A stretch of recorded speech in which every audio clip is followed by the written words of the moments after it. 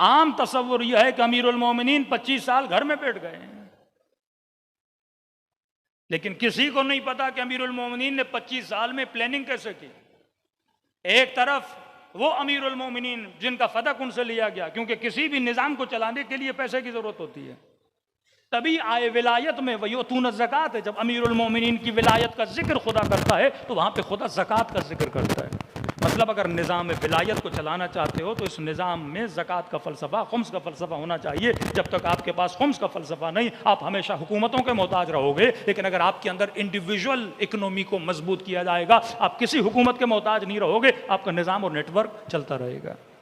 ہم مجلسیں کرواتے ہیں، کسی حکومت کے محتاج نہیں، ہم جلوس نکالتے ہیں، کسی حکومت کے محتاج نہیں، یہ لوگوں کی اپنی فنڈنگ ہے۔ مطلب نظام ولایت کو چلانے کے لیے تشیع میں ڈونیشن کا کانسیپٹ ہونا چاہیے۔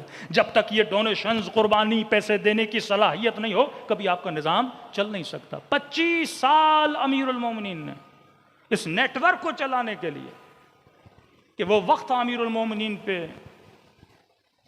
کہ گھر میں فاقے پڑے ہوئے تھے۔ ایک خاتون نے کہا کہ علی، کنویں سے ایک پانی کی بالٹی مجھے نکال کے دو، اس کے بدلے میں تجھے چند کھجوریں دوں گی۔ اور جب یہ بالٹی نیچے جاتی تھی تو جو رسی بنائی جاتی تھی وہ کھجور کے تنے سے بنائی جاتی تھی، اور اتنی سخت ہوتی تھی کہ انسان کے ہاتھوں میں زخم پڑ جاتے تھے۔ راوی کہتا ہے کہ مولا علی نے اس بالٹی میں پانی بھرا اور جب باہر نکالی تو مولا کے سارے ہاتھوں میں خون بھر چکا تھا۔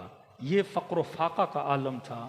تو ایک وقت ایسا آتا ہے چوتھے امام کے زمانے میں، امام حسن کے زمانے میں، کہ بڑے بڑے باغات کے مالک بن جاتے ہیں، کہ ایک آپ کا امام 4000 سے زیادہ غلام خریدتا ہے۔ یہ سارا پیسہ کیسے آیا؟ کہ 25 سال امیر المومنین نے نخلستان لگائے۔ امیر المومنین آج بھی سعودی عرب جائیں گے، بآئر امیر المومنین کے کنویں آج بھی سعودی عرب میں موجود ہیں، جو آج تک پانی دے رہے ہیں۔ اس وقت سب سے بڑی قیمتی چیز تھی کنویں تھے، قیمتی چیز تھی زمینوں میں کھجوریں لگانا تھا، نخلستانوں کا۔ امیر المومنین نے اس زمانے میں نخل لگائے۔